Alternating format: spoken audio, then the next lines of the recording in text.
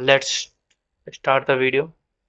तो जो अपने पास इंटीग्रेशन है, जो कि अपना क्लास 12th का चैप्टर है, सभी को पता है, क्योंकि कैलकुलस का जो सबसे मोस्ट इम्पोर्टेंट चैप्टर वो अपना इंटीग्रेशन ही है। सबसे पहले बात करें कि रिसोर्सेज क्या क्या यूज करनी चाहिए। देखिए, रिसोर्सेज में बात करें तो हमारे पास बहुत सारे रिसोर्सेज आजकल, जैसे हमारे पास फर्स्ट है NCERT, second one is RD, third is PYQ, fourth is online, fifth is sample paper, and seventh is coaching material. ठीक है, कोचिंग मटेरियल। तो ये सारी चीज़ें हमारे पास अवेलेबल होती हैं। देखिए, सबसे वो जो फर्स्ट हमारे पास प्रायोरिटी होनी चाहिए, वो होती है हमारे पास एनसीईआरटी की। जो सबसे फर्स्ट प्रायोरिटी मानी जाती है वो है एनसीईआरटी की, कि आपको एनसीईआरटी करनी है। ये तो फर्स्ट नंबर पे है। फिर उसके बाद सेकंड नंबर पे प्रायोरिटी आती है, वो आती है पीवाईक्यू की। और जो थर्ड नंबर प्रायोरिटी आती है, वो फिर आती है हमारे पास सैम्पल पेपर की।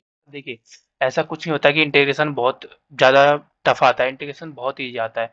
बस आपको जो टाइप्स ऑफ क्वेश्चन होते हैं इंटीग्रेशन में, वो आपको करने होते हैं। कि जैसे हाँ, हमारे पास जो जितने भी टाइप्स ऑफ क्वेश्चन के बनते हैं इंटीग्रेशन, वो किसमें, आर डी शर्मा में। आप आर डी शर्मा को उठा के देखिए। आई एम नॉट सेइंग कि आप आर डी शर्मा के एक एक क्वेश्चन को करें। अगर आपके पास टाइम है तो आप एक एक क्वेश्चन को कर सकते हैं, but if you don't have time, then you may start types of question which are given in the R D Sharma. आप कोशिश करें कि फर्स्ट चीज आपको एनसीईआरटी करनी है, सेकेंड वन आपको पीवाईक्यू करना है, and third is sample paper. जब भी आप किसी भी टॉपर से या फिर टीचर से पूछेंगे, वो सबसे पहले यही कहेगा कि आप एनसीईआरटी को पूरी कर रहे हैं। एनसीईआरटी में आई थिंक 11 या 12 एक्सरसाइज है शायद, तो आपको वो करनी होती है। 11-12 एक्सरसाइज जितनी भी हैं वो आपको करनी है अच्छे से, एंड देन उसके बाद आपको पीवाईक्यू पे आ जाना है। और अगर आपको फिर भी, अगर आपको पास टाइम है, आप ज़्यादा टाइम दे सकते हैं मैथ्स को, तो आप आर डी शर्मा पे मूव कर सकते हैं। और आर डी शर्मा में आपको केवल जो टाइप्स ऑफ क्वेश्चन है वो करने हैं। ऐसा नहीं कि आप सारे क्वेश्चंस को करने बैठ जाएं। ऐसे तो उसमें बहुत सारे क्वेश्चन है, हजारों क्वेश्चन है, जो कि इतना टाइम नहीं होता कि कर सकें सभी लोग। इसलिए बता दिया मैंने, NCERT is first priority, second is PYQ, and if you have time then you may move to R D Sharma, and then sample paper. कई लोग कोचिंग मटेरियल वो करते हैं, जिन्होंने कोचिंग ज्वाइन करी होती है, तो वो लोग कोचिंग का कर सकते हैं। पर आपको सबसे पहले एनसीईआरटी करना ही है। अब बात करते हैं सेकंड चीज की। जो सेकंड डाउट आता है वो है हमारे पास, हाउ टू सॉल्व इंटीग्रेशन। देखिए, इंटीग्रेशन को सॉल्व करने के लिए अब आपको इसके बता देते हैं इंटीग्रेशन कैसे सॉल्व करें। देखिए, इंटीग्रेशन को सॉल्व करने के लिए ऐसा कोई हमें रॉकेट साइंस की ज़रूरत नहीं होती इंटीग्रेशन में, बट हमें किसकी ज़रूरत होती है, जो कि है हमारे पास practice. Practice is must for integration. First का मैंने बता दिया आपको, रिसोर्सेज क्या क्या यूज करनी है। जो फर्स्ट पे रहेगा वो रहेगा एनसीईआरटी, सेकंड पे रहेगा जो अपना रहेगा हमारे पास पीवाईक्यूज, और थर्ड पे आप कोई भी या फिर कोचिंग यूज कर सकते हैं, कोचिंग का मटेरियल, या फिर आप हमारे पास सैम्पल पेपर का यूज कर सकते हैं, या फिर आप आरडी का यूज कर सकते हैं। आप कोई भी यूज कर सकते हैं। एंड उसके बाद बात करें, और मैंने आपको ये बता दिया कि how to solve integration. Integration को सॉल्व कैसे करना है, केवल इसका एक ही फॉर्मूला है, वो है प्रैक्टिस। हमारे पास और कोई निचोड़ नहीं है कि हम इंटीग्रेशन को कैसे सॉल्व करें, बस वो प्रैक्टिस के थ्रू ही हम इंटीग्रेशन को सॉल्व कर सकते हैं। अब बात करते हैं, is NCERT enough for integration. Is NCERT enough for board. देखिए, अगर बात करें कि एनसीईआरटी इनफ है क्या बोर्ड्स के लिए, तो इसका एक सीधा सा आंसर है कि यस और नो, और इसके संग लगा दीजिए आप मे बी यस और मे बी नो। तो इसका सीधा सा आंसर बताते हैं।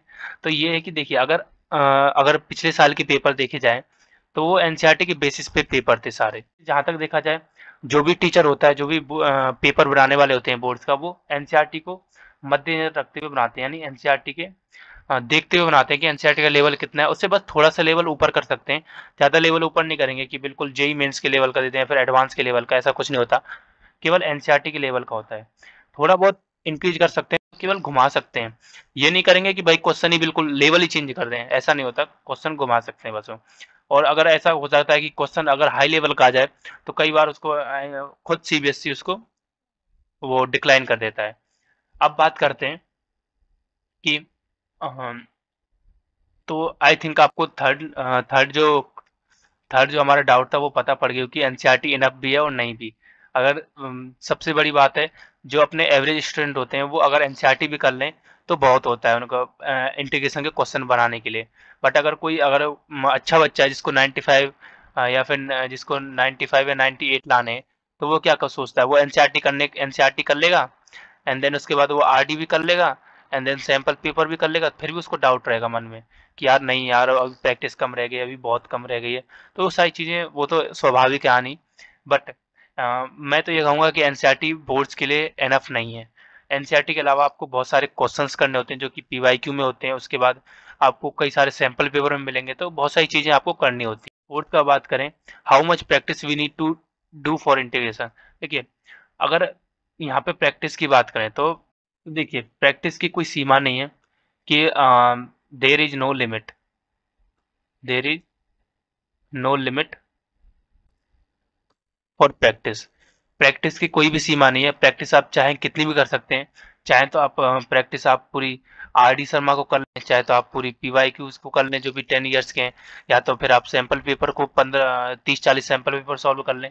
तो इसकी कोई सीमा नहीं होती कि आप प्रैक्टिस कितनी करते हैं, कहाँ से करते हैं। अगर बात की जाए इंटीग्रेशन के लिए कितनी प्रैक्टिस चाहिए, तो ऐसा कोई आपको एग्जैक्ट जवाब नहीं दे सकते। बस आपको इतना कहेंगे कि आप एनसीईआरटी कर लीजिए, फिर उसके बाद आप पीवाईक्यू कर लीजिए, फिर अगर बचे टाइम तो आप आरडी कर लीजिए, और फिर उसके बाद आप सैंपल पेपर कर लीजिए। इतनी बहुत होती है, इनफ प्रैक्टिस हो जाती है। आपको सब लोग यही कहेंगे, पर आप इसका कोई आप सीधी सी बात समझिए कि प्रैक्टिस आपको कोई फिक्स ये नहीं देगा कि इतनी प्रैक्टिस चाहिए, how much practice we need. No one will answer it because there is no definite answer for it. Everyone will say that you should do NCERT, PYQ, RD Sharma sample paper and any other online material available on internet. So there is no limit of practice. ये मत बहुत से question यही लोग सोचते हैं कितनी practice चाहिए, बहुत से लोग को पूछ लेते हैं, बहुत से स्टूडेंट्स होते हैं पूछते हैं कितनी प्रैक्टिस चाहिए कि हमारे इंटीग्रेशन में एक भी मार्क्स ना कटे, या फिर बोर्ड्स में इंटीग्रेशन के एक भी मार्क्स ना कटे। तो ऐसा कोई ज़रूरी नहीं होता कि कितनी प्रैक्टिस चाहिए, इसका आंसर कोई नहीं दे सकता। बस आपको इतना बता सकते हैं कि आपको करना क्या है, कितना कहाँ से करना है, जिससे कि आपकी प्रैक्टिस अच्छी हो जाए। अब बात करते हैं कि पीवाईक्यू कैसे करें। सो लेट्स स्टार्ट पीवाईक्यू कैसे करें। देखिए, अब पीवाईक्यू करने का कोई स्टेप नहीं है कि पहले मैं बता दूं स्टेप 1 या फिर स्टेप 2, ऐसा कुछ स्टेप नहीं है, ठीक है। माइंड में आप इस बात को रख लीजिए। पीवाईक्यू को करने कैसे है, ठीक है। सी, फर्स्ट आपको एनसीईआरटी करना है, जो कि मैं आपको पहले ही बता चुका हूं, एनसीईआरटी इज मस्ट। सेकंड, आपको पीवाईक्यू करना है। अब पीवाईक्यू कैसे करना है वो आज हम इसमें बात करते हैं। पीवाईक्यू को करने के लिए आप चाहे तो आप वीडियो में कमेंट कर सकते हैं, मतलब मेरी इस वीडियो पर कमेंट कर देना, मैं आपको पीवाईक्यू का लिंक दे दूंगा इंटीग्रेशन का, जितने भी पिछले साल आए हैं। एंड उसके बाद अगर आप फिर भी अगर कहीं और से आप देखना चाहते हैं, आप वहाँ से देख सकते हैं। कई सारे ऑन वेबसाइट्स हैं जहाँ पे आपको पीवाईक्यू मिल जाएंगे इंटीग्रेशन के, क्लास 12 के। तो वो सारी चीज़ें आपको मिल जाएंगी, तो आप जाके वहाँ चेक कर सकते हैं और वहाँ से आप देख सकते हैं। तो पीवाईक्यू करना कैसे, जैसे आपने उसमें भी पीवाईक्यू में भी कई सारे जो इंटीग्रेशन होता है उसमें कई सारे टाइप्स के क्वेश्चन होते हैं, जैसे पार्ट्स के क्वेश्चन हो गए, या फिर सब्स्टिट्यूशन के क्वेश्चन हो गए, या फिर उसके बाद पार्शियल फ्रैक्शन के क्वेश्चन क्वेश्चन हो गए। तो ये सारे क्वेश्चंस होते हैं। तो आपको कई बार क्या होता है कि पीवाईक्यू में ये चीज़ें लिख देते हैं कि पार्ट्स के क्वेश्चन ये सारे आए थे पिछले साल, और सब्स्टिट्यूशन से रिलेटेड ये क्वेश्चन आए थे, पार्शियल से रिलेटेड ये सारे क्वेश्चन आए थे, या फिर एप्लीकेशन ऑफ इंटीग्रल्स में ये सारे क्वेश्चन आए थे। तो वो सारी चीज़ें आपको मिल जाती हैं। अगर वैसा मिल जाए तो बहुत अच्छी बात है, तो आप पार्ट्स को एक बार में कर लीजिए, या फिर सब्स्टिट्यूशन को एक बार में कर लीजिए। तो आप ऐसे करेंगे तो बहुत ईजी रहेगा। फिर भी अगर आपको नहीं मिलते हैं तो आप एक तरफ से क्वेश्चन उठाइए, जैसे ये हमारे पास पीवाईक्यू की कॉपी है, इसमें क्वेश्चन लिख रहे हैं, ठीक है। पहला क्वेश्चन करा आपने, टिक लगा दिया, दूसरा क्वेश्चन करा, टिक लगा दिया, तीसरा नहीं हुआ तो इस पर सर्किल लगा दिया, फोर्थ किया, टिक कर दिया, फिफ्थ नहीं हुआ, सर्किल लगा दिया। अब उसके बाद आप सेकंड पेज पे आ जाइए। सेकंड पेज पे आए, सेकंड पेज में भी ऐसे हुआ कि फर्स्ट हो गया, सेकंड नहीं हुआ तो सेकंड पे गोला कर दिया, उसके बाद थर्ड हो गया, फोर्थ हो गया, ठीक है। तो आप ऐसे टिक करते जाइए, जो नहीं हुआ उस पर आप सर्किल कर लीजिए। सर्किल करने के बाद कुछ टाइम बाद, यानी आप फिर और प्रैक्टिस करेंगे, जब भी आप ऐसा सोचें कि यार अभी और क्वेश्चन रह रहे हैं और प्रैक्टिस कर लें, तो आप इनको उठा के देख लीजिए पीवाईक्यू को। पीवाईक्यू में कौन-कौन से आपके सर्किल लगे थे, उन सबको करिए। आपको फिर दोबारा ऐसा नहीं करना पड़ेगा कि आपको फर्स्ट फर्स्ट भी करना पड़े, सेकंड भी करना पड़े, थर्ड भी करना पड़े, ऐसा नहीं करना पड़ेगा।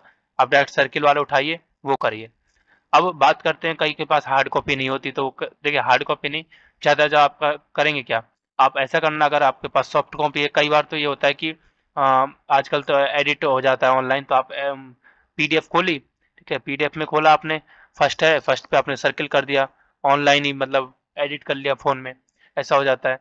बट अगर फिर भी नहीं कर पा रहे, तो सीधी सी बात ये है, पीवाईक्यू उठाया आपने, और आपने एक रफ का पेज उठाया, एक रफ का पेज उठाया, रफ का पेज उठाने के बाद आपने जैसे पीवाईक्यू फर्स्ट किया, ये क्वेश्चन करा पीवाईक्यू का, ये हो गया आपने, ठीक है, इसको रहने देते हैं। सेकंड क्वेश्चन करा, वो नहीं हुआ, तो सेकंड क्वेश्चन पे आप यहाँ लिख देंगे क्वेश्चन नंबर 2।